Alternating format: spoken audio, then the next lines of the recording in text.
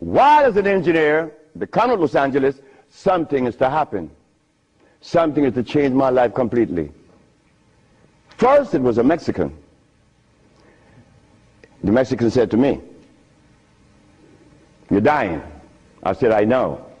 "How do you know?" "Because I fell out going to the bathroom on Sunday afternoon, and I didn't reach the bathroom. I got up off the floor.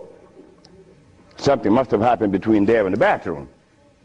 But I had gone to the neurologist, the endocrinologist, the GER practitioner in Russia, in England, in Germany, in France, United States. And they were people that knows what it is about. They had the great big books on medical science. But my asthma and my diabetes, my impotence was kicking. What happened to the books? They read books. All the physicians that treated this boy read books of all kinds. Nothing happened. I goes to Mexico, and the Mexican have a goat in his house. Every 5 words it was bad, bad. And I'm looking around. The Mexican said, "The goat bothering you?" I said, "No." "You're dying because you are disobedient." Then he brought the Holy Bible. "Honor thy mother and thy father, that thy days may be long upon the land." That's in the Bible, isn't it? Now, when I became an engineer, the Mexican said, "Stop eating. Don't eat anything." "For how long?" 3 months. I said, "Are you crazy?" He said, "No, you nuts." You ask me if I'm crazy. You've been eating garbage for 30 years. You've been eating garbage, and I'm going to remove the garbage for 90 days, and you ask me if I'm crazy. What was I eating? Hog maws, chitlin, neck bones, crackling bread, lawn in New Orleans.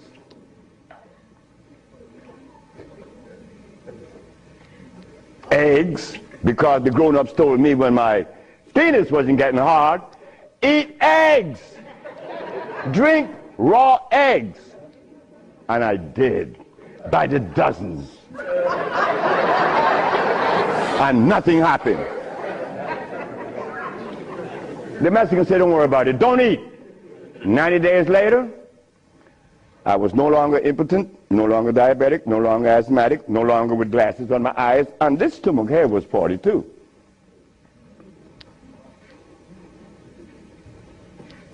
What happened to the science that the physicians were using, medical science? It didn't work, isn't it? But it worked with me. The herbs work with me. This Bible says,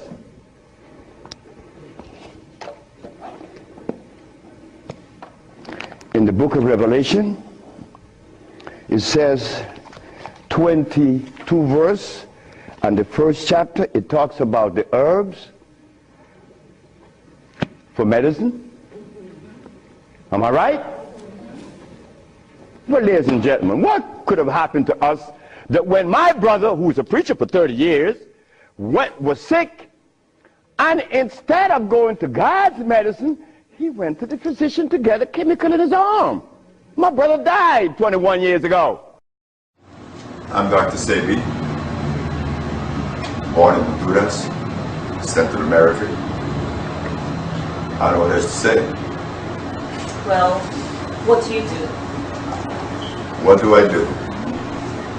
My position today is one of serving and addressing disease and nutrition from a natural perspective.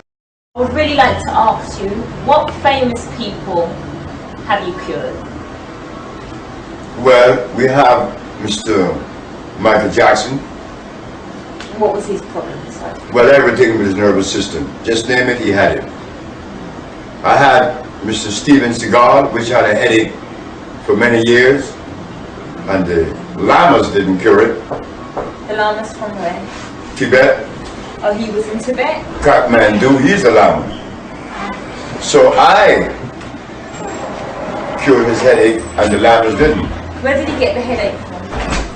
From his head. He had a lot of inflammation in his head. So how did you cure his headache? I gave him a composition of iron and phosphorus, and his headache was gone in less than 5 minutes.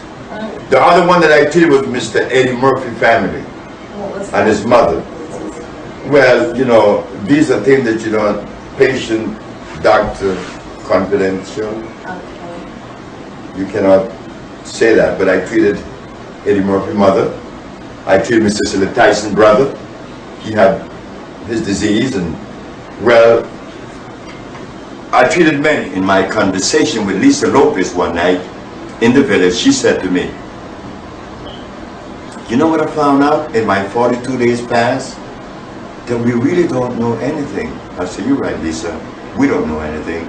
And what all these books are for? I said, I don't know. I don't read them. I don't read any books. I don't read nobody's book. I don't care whose book is this. I said, but then it's only left one thing. We should only offer compassion to each other. She received great benefits from the treatment. And she told me to mention it, which I had not mentioned it ever. I think I'm going to say it now. Lisa came with all of the little maladies, superficial, you know, maybe some alcoholism, little light too, not much. And she was kind of nervous, and her eyes were blinking really fast. Yes. And that stopped, everything stopped. And one day we were in a conversation, and she said, you know, Dr. Sebi, when I came to you, I had herpes, and I didn't tell you, and it's all gone. I said, thank you. Thank you very much. Because it showed the value of the intracellular chelation. You don't have to tell me what you have. It's going to be relief of your body. It will be, because you're going to search out. It goes into the bloodstream and goes to every part of you and remove what you didn't tell me you had. So I'm satisfied with the process. Lisa Lopez, Teddy Pendergrass, he was moving everything that was never supposed to move. Yeah. But he, like Cecily Tyson, they both didn't pay me. Wow. So that was okay. And Michael Jackson didn't pay me either. Wow. And that was okay. I could understand. So I can understand. This, because there might be some folks out there that are looking in here and they're saying, well, how did you learn to do these things, one? And I would say, and I think we have something that we'll end up showing on the screen here, regarding in 1979, I think it was, you were charged in New York City with practicing medicine without a license. You were ultimately charged, indicted, and taken before the New York Supreme Court. And I would advise my viewers who might be questioning your authenticity that you won that case. Now, so the charge was practicing medicine without a license and claiming that you had a remedy to cure AIDS, cancer, and diabetes. So the question is, how did you win that case against what some people say are the toughest prosecutors in the land? Well, it was 1987. 87, not 79, 87. The 10th of February. Okay. My mother knew they were coming. When I told my mama that I had cured my 13 AIDS patient, she said, they're gonna get you. They're gonna get you. So let me stop you there. You said I cured my 13 AIDS patients. Yeah. So you had 13 patients, yeah, who had AIDS. Yeah. And then you say you cured them. Sure. Keep talking. So my mother said, they're gonna get you. I said, but Mom, why are they gonna get me? Because you must remember that you live in a society that support a certain philosophy and a certain system. You being the color that you are, black, and then you're going against the grain, they're gonna get you. So when I'm in my office on February the 10th, here come the detectives. You are charged with practicing medicine without a license, selling product not approved by the FDA, and claiming to cure AIDS and other diseases. I said, yes. Well, you are making a fraudulent claim. I asked the detective, how do you know that?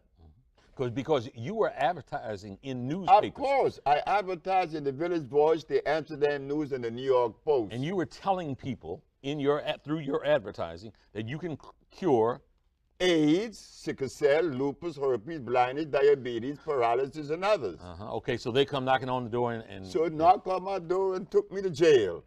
But the funny thing about it, I was happy.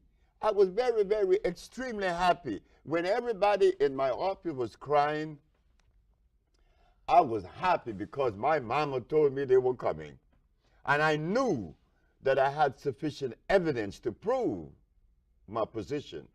Not only scientifically, empirically, historically, and whatever way they would desire. So while I was in jail, I'm saying, I wonder what defense they would have against me. Yeah. I would like to know. But I didn't blame the Attorney General, Mr. Robert Abrams, because why should he accept from me the statement that I cure AIDS and sickle cell and blindness when no one else has ever made those claims? The man had a right to arrest me, but he was making a mistake. So I'm sitting in jail, and I'm happy. When I got out of jail and when I went in front of the judge, I asked 3 questions. And they were? They were, Your Honor. You defended yourself? Of course I did. Okay. Your Honor, is it a fact that the Holy Bible teaches that the herbs are for the healing of the nations? She said, yes. Is it a fact that science shows that the human body is carbon-based, and to complement a carbon-based body, you must have a carbon-based substance to complement it, because the body only accepts the substance through the process of chemical affinity. Chemical affinity is important. It's an electrical transfer. Chemical affinity. Okay. The body could only accept what it is made of, not something new or alien to it. Last question. Your Honor, is it a fact that the father of medicine, Mr. Hippocrates, the man that established the principle of medical science today, cured every disease known to man? Did he use herbs or chemicals? She said, herbs. I said, thank you very much. I rest my case.